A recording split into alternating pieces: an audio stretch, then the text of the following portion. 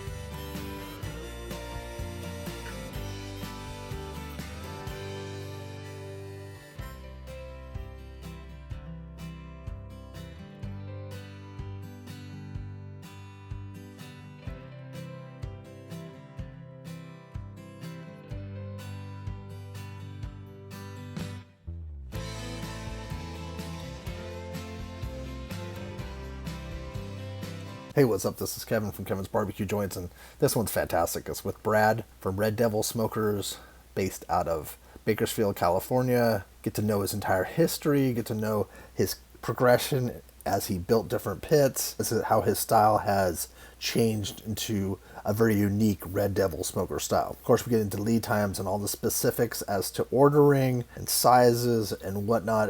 I've wanted to talk to Brad for a long, long time. I've really loved his work from afar. He's done some stuff for some really good friends of mine, so I appreciate him taking the time to share his business with you. So sit back, relax, enjoy this, and be sure to visit your local barbecue joint. All right, cool. Well, Brad, good evening. How you doing? Pretty good. How about yourself? I'm doing well. I'm really glad to see you, and thank you again. As anybody from behind the scenes knows that's had an interview with me. And sometimes they have a hectic life, but my life is definitely chaotic. So I appreciate you hanging on, and I'm really Yeah, no worries. excited to share your story. First off, you're based in Bakersfield. Did you grow up in Bakersfield? Kind of outside of Bakersfield. I grew up in a little town called Arvin. Hmm. It's about 15 minutes away. Super small ag town, but yeah, we were always in Bakersfield. Did you like growing up? Like, did you like that? Because I've never, because my cousin and his family live up in Bakersfield, and we visit every so often. But it's grown a Right. lot. Like Bakersfield and the surrounding areas have changed a lot. Yes, for sure. Growing up in Arvin, young, you don't appreciate it. But I mean, and Bakersfield's not big compared to some surrounding big city, in California.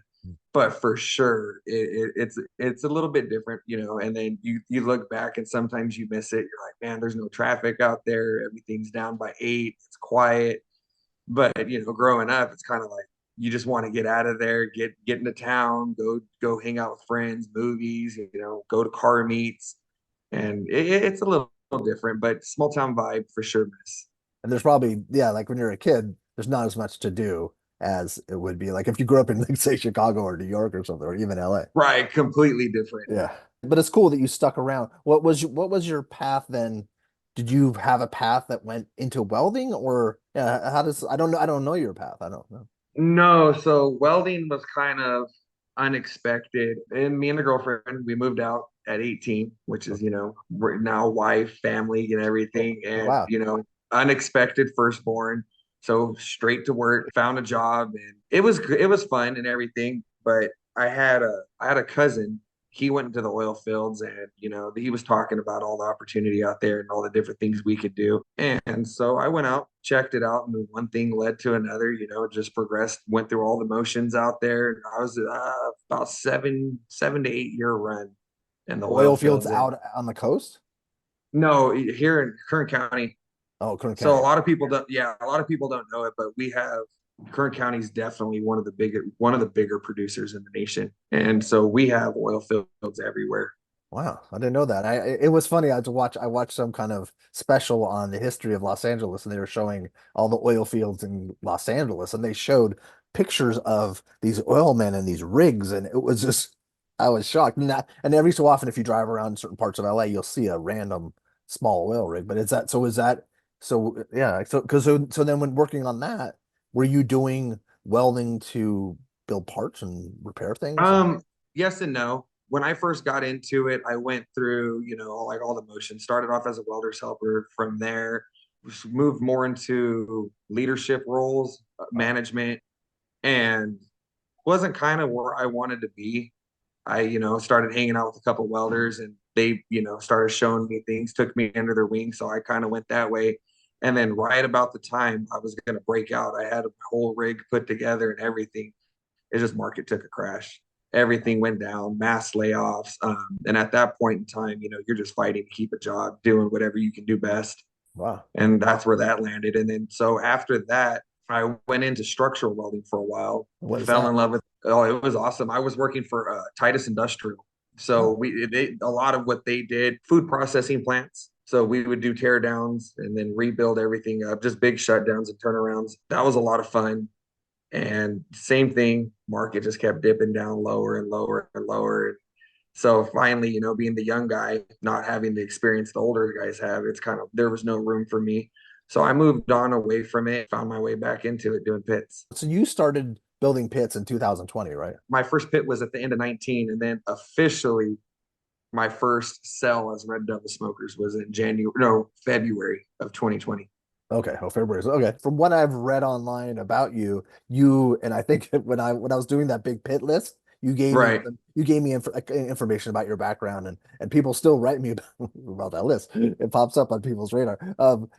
But you were in the barbecue world as a competitor. Were you doing competitions and things? Yeah, so that whole scene was kind of the way it all led up was kind of weird. So we started off, it was me and two cousins.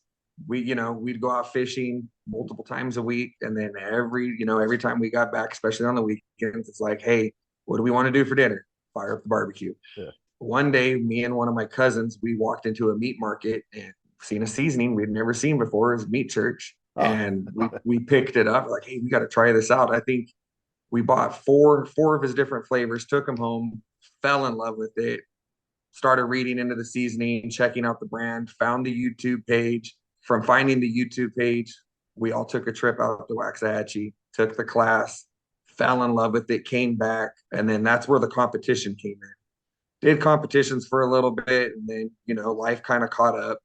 Didn't have time for it anymore. mm, And my cousin, he continued with it. And as he kept progressing in the pop-ups, he was on pellet grills. And then, all right, dude, I'm going to buy an offset. So I went down with him. We went down to Simi Valley to Barbecue HQ, looked at a couple pits and seen the price tag. And I'm like, you're not paying that. It's ridiculous. yeah. Let's build you one. So I had no intention in continuing Ah, it. We built him one, and we're sitting there. And as we're wrapping it up, he's hounding me like, you got to start building these. And I didn't want to, just through constant, hey, you got to do it. You got to do it. We finally fired up an Instagram, posted his rig. And I want to say it was within the week of posting his pit. That's when we locked in our first sell. that is so interesting. So that's that's the power of you got meat churches, you got Matt's seasonings, you went out to Waxahachie, and then from Yeah. there it all like kind of built to that's an interesting progression. I've never heard that progression for sure. And Yeah, no, it's yeah, weird for sure. And even more so, meeting Nolan and getting intertwined with the whole B4 family and being a part of that now. And then, knowing Nolan and Matt Pittman's background, it's kind of like, wow, yeah, it's it's crazy. cool. It's Like like, revolving circle and it always comes back, but it's weird. yeah. Yeah. Well, and also too, it's those are people that are kind souls and they care about family and friendship and being, honorable towards each other and having and being respectful. And I think that there's something about them that if you're their friend, they will support you to the nth 100%. degree. And that's such a and that you just happened upon like two of the best people in the barbecue world. Yeah. Yeah, That's no, it was, yeah, it's been a crazy ride for sure. Yeah, because I was wondering why you decided on doing offsets. And so what was that first pit that you built for your cousin? Was that a Yeah, so it was a 250 on a 250? trailer. yeah, and at the time, he really didn't know which way he wanted to go with it, but for sure he needed more pit space. We were running four pellet smokers and a little offset from Home Depot. And then he slowly progressed, and then he formed Mike's Backyard Barbecue, Oh, and so that's the which connection. Okay. All right. yes. Doing these interviews, sometimes it's like I'm solving little mysteries as to how people how people are connected. Okay, so he pops up now, right? Yeah, yeah, he's definitely been through the journey. Everything from, you know, pellet grills to small offsets to the 250, 500, and now the 1,000 gallon. And his It's food still looks good. constant. Looks really Oh, good. it's really good. And it's hard because everyone's like, "Oh, that's your cousin." But it's like, "No, come try it." Yeah. It all speaks for itself. You'll understand when you get here. And he pops But up in yeah, Bakersfield, right? yeah. Okay, cool. That's what we'll get to that too, or at least we'll promote it because I want people to know because there's not a ton of options. I think I like HB. That's the only. As far as the craft side of everything goes, it would be Mike and Henry for sure. How was Red Devil? Were you called Red Devil, or did you build a car that was Red Devil? No, Or so as we were wrapping up this pit, his 250, he was writing on the side of the somewhere on the side of the smoker. We were writing a checklist down of everything he still needed, and he was just doodling. And I don't foresee he's always drawn these little devil horns with a little devil tail. And right about the time he did that, I walked around the corner and I'm sitting there, man, it's hot as hell out here. I'm beat red. And he just like looked at the drawing, looked at me and like, bro, that's it. It's Red Devil Smokers. I'm like, what are you talking about? He's like, that's what you're calling it. We're calling it Red Devil Smokers. And I was oh, like, cool. we'll see. And then it never changed. It stuck. It worked. That worked really well. That's really great. So what was the so then what was the next pit? So at this time that you were just doing it on the side, right? Had you gone in full bore after making that first pit for him, or was that Yeah, so I built the 250 on the trailer, and then I want to say my first three builds directly after that were backyard models, and then from back the three backyards, we went straight into a 500. Jeff from Rustic Q, he called me. He's like, "Hey man, I haven't seen you build anything like this, but your backyard models look killer. What can we do?" And I'm like, all right. And, you're going from a backyard model to building a 500. The first time you see one, you're like, holy crap, this it's thing's a bigger, monster. yeah. Yeah. And then, so that was it was a little overwhelming at first, like Yeah, I could I see didn't, that. we knocked it out, did great, did one more backyard model, and I haven't touched one since. It's been, we went straight into 500s. My second 500 was for Bees Craft Barbecue. Brandon worked for Moose for a while, Mhm. and he was going to do his own venture, from my understanding, if I remember right. He was going to do his own venture down here, but he had a job offer in Portland, Maine, Oh. and he took that, and now he's out there working for a crew out there, and he's doing pop-ups still. So, Did he bring but the pit with him out there? oh yeah, yep. Okay. Direct as soon as I dropped it off Moose that day, he loaded up. Like, hey man, thanks for everything. I'm out. And straight was straight to Maine. I guess because I remember because this is all like, there's so many barbecue joints swirling in my head, but I remember something about somebody going to Maine. Okay, that's him. Okay. Yeah, What was the next one after that? I think it was Mike's. Mike's 500 came into play, and then after Mike's, I did one for Bohemian Cattle Co. It was an 1150, Charles Ford, North Carolina. Oh, wow. Yeah, yeah. So they reached out to us. They had seen it, and then my second 1,000 series would have been the Smoking Jays in Oxnard, and then after that, it was just all last year and the year prior, it was just 500s until the end of 20. I'd say 22, no 23. Yeah. We started getting in 1,000 gallons, and right now that's all we have lined out as thousands. So when did you build the one for Nolan? Was that 6 months That was ago? in that was in October. Yeah. Okay. Yeah, he Yeah. called. So we had been talking for a while. We had been talking for a while and, going back and forth. And one day he reached out and was like, hey, man, you have any pits in Texas? I'm like, no, not yet, as far as restaurants go. And he's like, well, would you want to make something happen? So instantly, I was like, yeah, Yeah, of course. let's do it. What are you wanting? And he's like, man, I want 1,000 gallon. Kind of gave me everything he was wanting. And we thought we had time. And he goes, okay, well, can you have it by Troubadour? Oh, I was like, oh yeah, sure. When's Troubadour? He goes, you have 15 days. So oh no. it was Are you kind of kidding me? like, all right, I don't want people to watch this and just to assume your lead time's not 12 days or 15 days. no. It's not. So No. we'll get to your lead time. But that was for Nolan at B4 Barbecue and Boba, so people know in Yeah, Maybank, Texas, because I always say people's names like everyone would know who Nolan was, but not every right. not every human does. So then you brought it out. Did you stay for Troubadour then and We did. HS? We took it out. We took it out, ran it through the whole event, had a Oh, blast. Got to meet a bunch of incredible guys. It's just a crazy. The whole experience is just wild. yeah, Troubadour Festival is one of the best festivals, It is. and it's cool because it involves music, and then also it just feels like people there's the camaraderie there is different than other events. It is. Yeah, it's crazy. It's the energy's different. And it's just I don't know how to explain it to people. They're like, man, you get that excited over barbecue. And I'm like, yeah, it's not just the Yeah, barbecue. It's no, it's not. everything. It's everything in it. It's the whole atmosphere. Hmm. And like you said, the camaraderie that comes with it and everything. And it's just it's its own little world. And if Yeah, you're not in it, you'll never understand it. I've probably repeated myself many times. It's the people. It's the because it's a fun world to be involved with, and the fire and the smoke and the Oh yeah. it's just the process and people the shared like long nights together and it's just yeah it's cool. In your mind, do you have a specific style as to how you build your pits or like a red is there a red devil way or your mindset when you're building these pits like just to describe so people know what they'd be ordering from you. Yeah, so it's definitely been an evolving story and image. When we first started out, I didn't know I didn't know the world of Texas Mhm. as far as the barbecue world goes, and we were kind of lost. Especially, well, when we did the backyard models, there's only there's only a handful of ways you can do those. Yeah. And then so moving into the propane tanks, you can do them very basic, but to find that little niche that separates you from everybody else, it's hard. Yeah.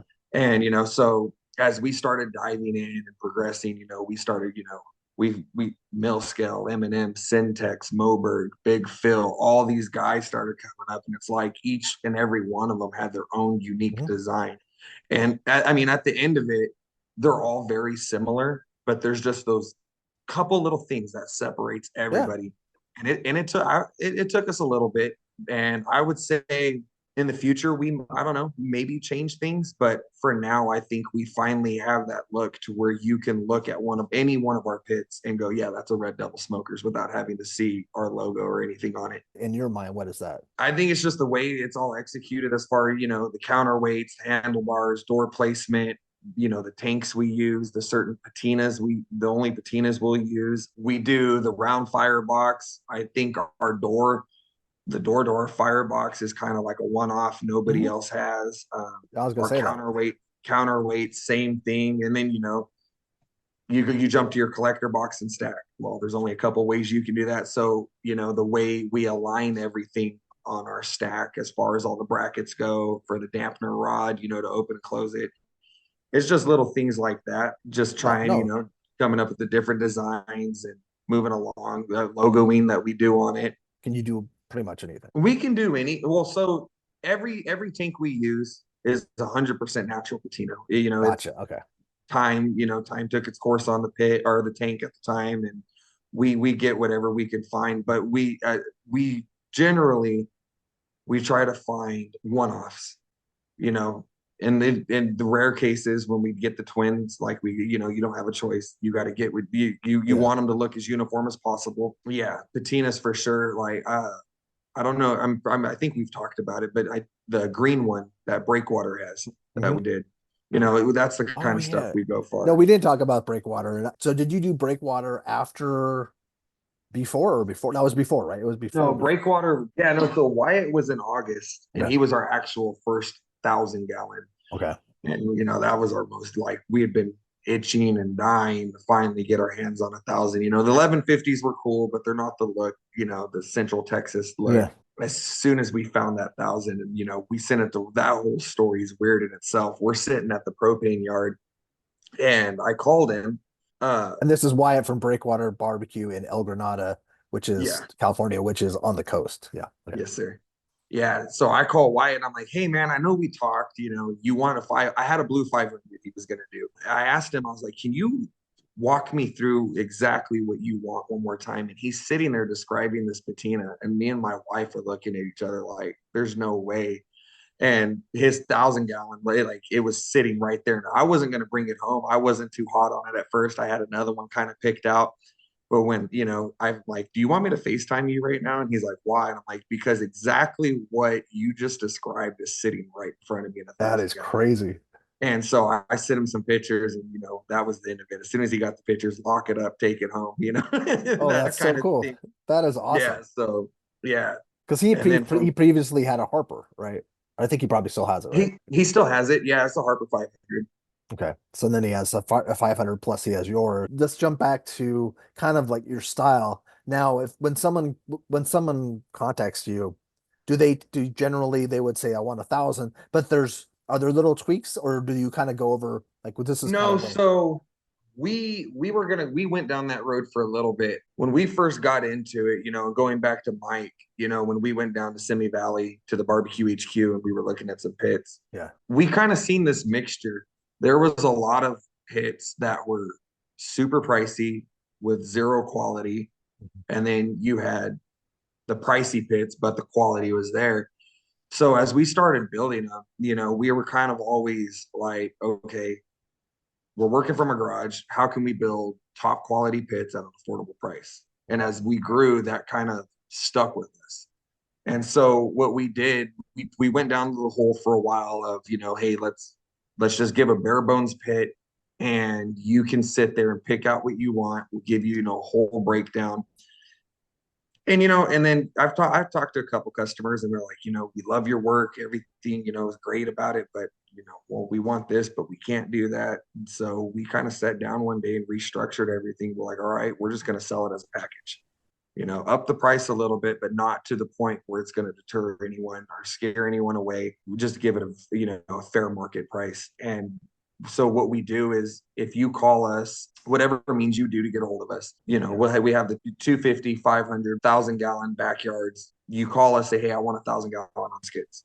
Well, our 1,000 gallon on skids is going to come fully loaded. Any pit where you get it, whether it be skids or trailer, it's going to be fully loaded. The only different option you can do with whether you want to add a direct heat cooker to the pit, you want to add a Santa Maria to the pit, stuff like that. But Gotcha. outside of that, like it's just one big package. That makes sense. It's probably easier in the long run. It makes a lot more sense. And I think that, people could tweak away to the point where it doesn't make make any sense either. It would just yeah. Oh yeah. So when people are they're ordering packages, do you have prices online or is it something they have to call you and contact you for that? As of right now, it's getting a hold of me directly. Okay. We do have a website that should be launching. Hopefully, I would say within the next couple months. Working Okay. on it whenever we have time, but that's going to have a full breakdown. You're just Yeah. going to go on to cookers, and it's going to have a picture of every model we had do with every option, and it'll just have the price tag next to it. But right now, Instagram and Facebook are the best ways. Yeah, Okay. preferably Instagram. The way I kind of got it set up now. Figuring out all the little Yeah. tricks is I kind of got it now to where Facebook's kind of tied into my Instagram. So just trying to keep up with the notifications and everything. But yeah, for sure, for now it's Instagram. Facebook and Facebook, Instagram. Yeah. Okay, I'll put yeah. I guess Facebook owns Instagram for people that don't know, but I'll put a link to your Instagram especially. So, what is your quoted lean time right now? What would you say if people ask you for your rough lead time? Right now we're 6 months out.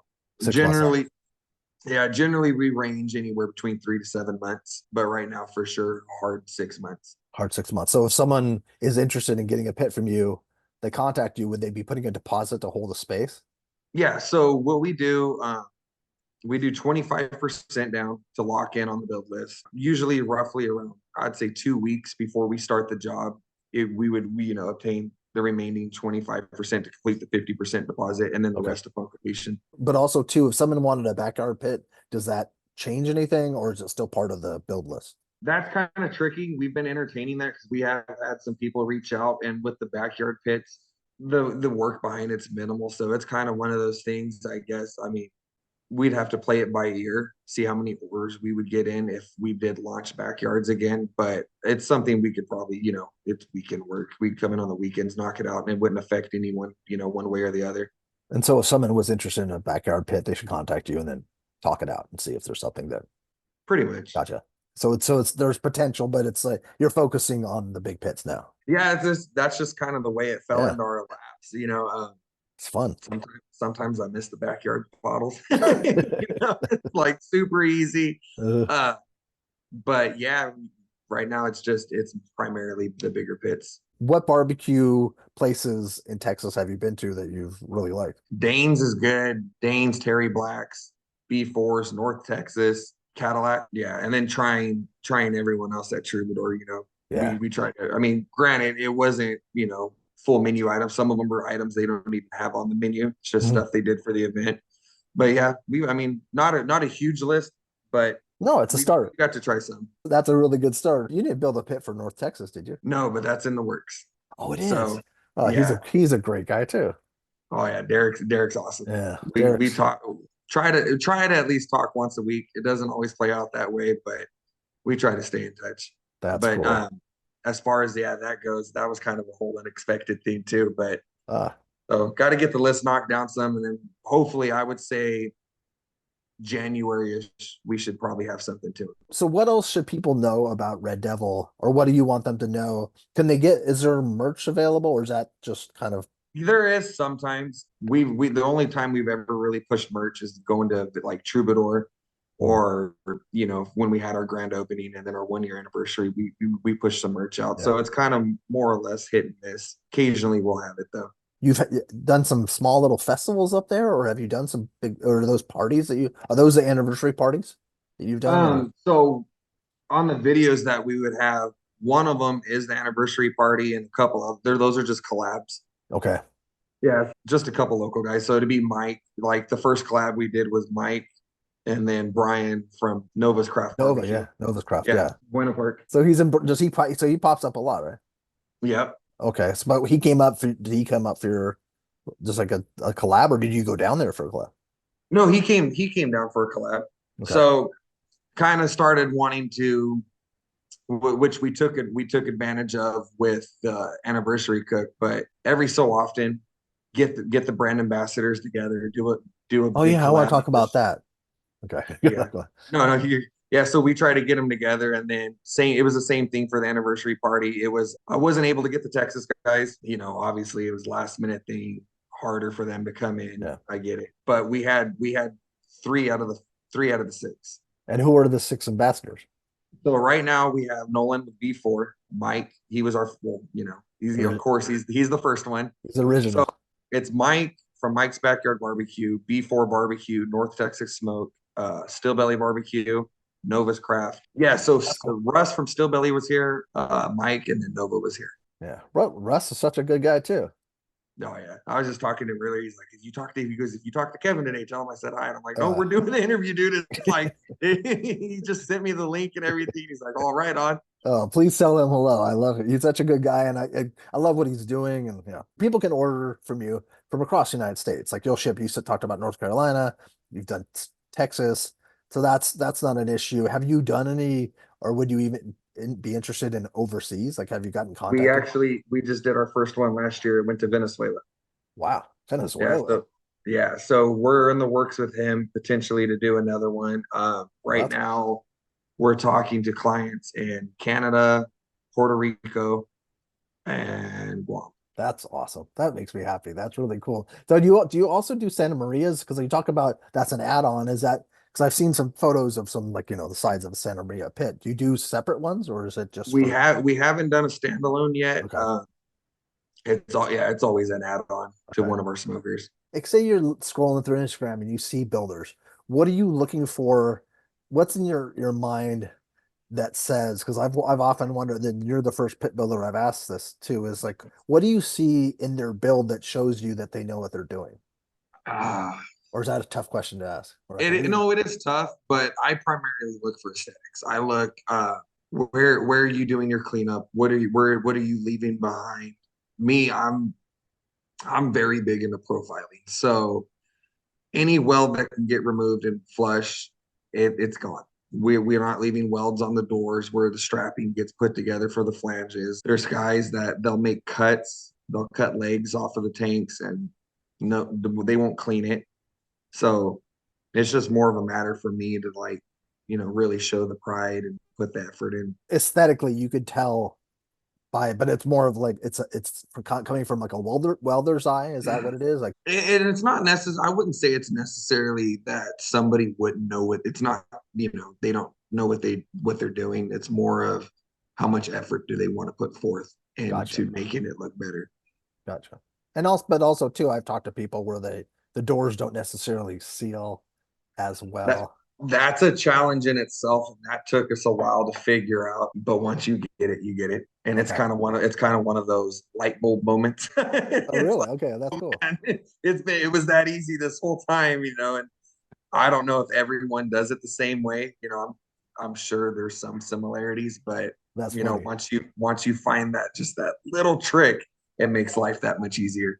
Okay, because that was the question I was hoping. Like that was something because I'm sure there's lots of little light bulb moments along the way, but it seems like I've talked to a Many lot of people, yeah, that have said, okay, well, or they built their own pit because I know there's people that built their own pit, and eventually they're like, I'm going to buy a pit, but they've realized that the doors don't seal as properly, or there's certain things with the firebox, or there's certain things, and there's all these little, yeah, Well, it's kind of like one of those you can be doing this for X amount of years and you think metal until metal, it proves you wrong again. mhm, And it's like, all right, cool. Let's find out a way around that. Things and for doors, my first oh crap moment was, and might have been on Mike's tank that I was building his 500. We cut into the doors and everything. And I look back at it and it's lifted probably a half inch above the tank. uh, It sprung and it's like how do you fix this, and you sit there and battle it out for a day or two and then you get it fixed and it continues to happen and then finally you're like, okay, let's try this, and then light bulb moment, yeah, there it is. You find it and you get them to seat right every time. yeah, For the most part, there's some things you can't fix, it's not going to be fixed, but for the most part, all of our doors, we got that perfect that's little cool. setup to where they're sealed all the way around. That's awesome. And do you ever when you went to Troubadour, was that fun to kind of walk around and see other pit builders and see what they I was like did? a kid. I was like a kid in candy Yeah. shop. To me, I'm still small. I know I'm small, but it was crazy seeing these big names out there and the respect I have for these guys and everything they've built and accomplished. And then to Yeah. see their work in person, it's kind of like, holy crap, this this That's is cool. fun.